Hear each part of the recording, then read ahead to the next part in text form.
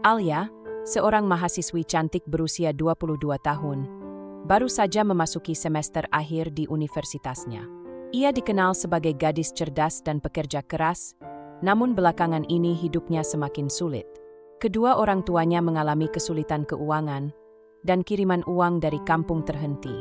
Biaya kuliah, kebutuhan sehari-hari, dan terutama uang kos yang menunggak selama 3 bulan membuatnya terdesak. Pemilik kos, Bu Rini, mulai menagih dengan nada keras. Alia sudah mencoba berbagai cara, mulai dari kerja paruh waktu hingga mencari pinjaman, tetapi tetap saja tidak cukup.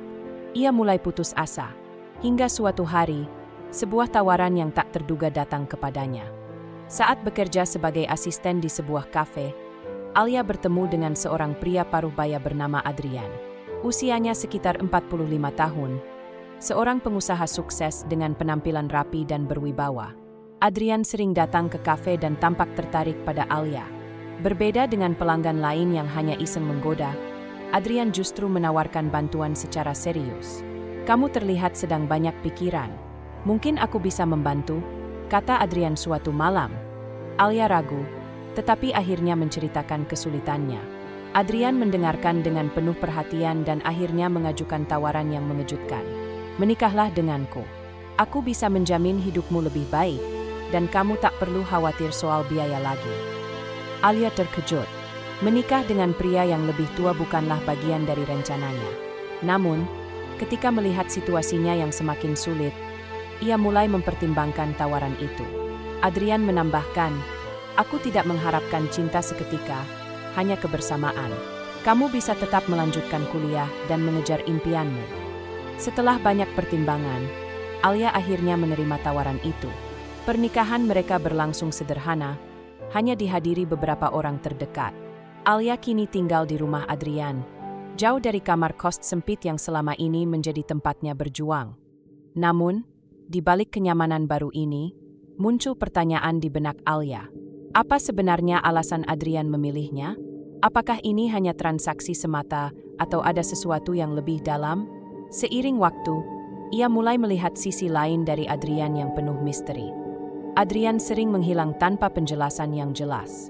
Beberapa kali, Alia mendengar percakapan telepon yang mencurigakan, menyebutkan nama seseorang yang tidak ia kenal. Ada sesuatu yang disembunyikannya.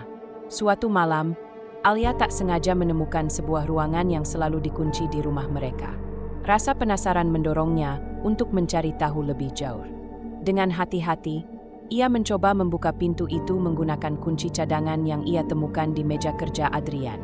Saat pintu terbuka, Alia membeku. Ruangan itu penuh dengan foto-foto wanita muda, beberapa di antaranya mirip dengan dirinya. Ada catatan-catatan yang berisi informasi pribadi mereka. Nafas Alia tercekat ketika menemukan selembar surat yang bertuliskan nama lengkapnya, beserta detail kehidupannya sejak masuk universitas. Jantungnya berdegup kencang. Apakah Adrian sudah mengawasi dirinya sejak lama? Mengapa? Apa yang sebenarnya diinginkan pria itu darinya? Ketegangan meningkat saat Alia mulai menghubungkan titik-titik. Beberapa wanita dalam foto itu menghilang secara misterius, dan tidak ada jejak tentang keberadaan mereka. Alia harus bertindak cepat. Namun, bagaimana ia bisa melarikan diri dari Adrian tanpa membangkitkan kecurigaan? Apakah Adrian benar-benar pria baik yang ingin menolongnya? Atau ada rahasia gelap yang lebih dalam dari yang ia bayangkan?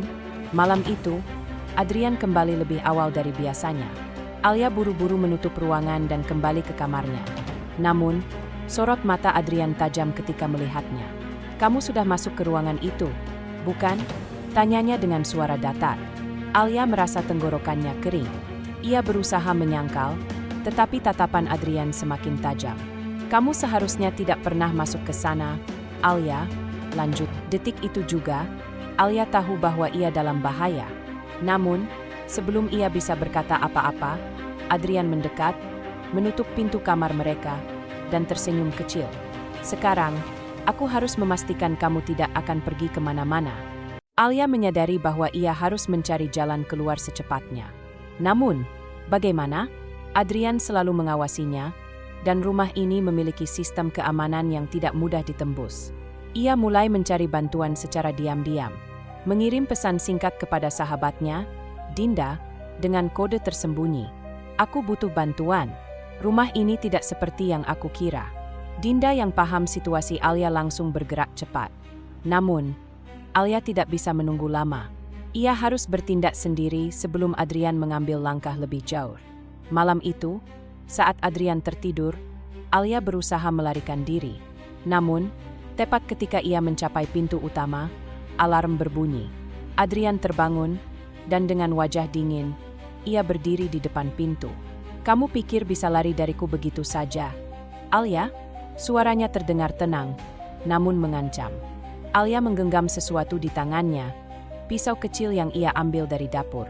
Ia tahu ini satu-satunya kesempatan. Dengan sekuat tenaga, ia mengayunkan pisaunya, lalu berlari keluar saat Adrian tersentak mundur. Polisi sudah berada di luar. Dengan cepat mereka menangkap Adrian yang terluka. Saat penyelidikan dilakukan, terungkap bahwa Adrian adalah bagian dari jaringan kejahatan yang sudah lama dicurigai. Rumah itu menyimpan lebih banyak rahasia daripada yang dibayangkan Alia. Namun, trauma yang ia alami tidak mudah hilang. Ia bersyukur telah mengambil langkah berani untuk menyelamatkan dirinya sendiri. Kini, ia belajar satu hal penting. Terkadang, tawaran yang tampak seperti jalan keluar dari kesulitan bisa saja menjadi jebakan yang mematikan.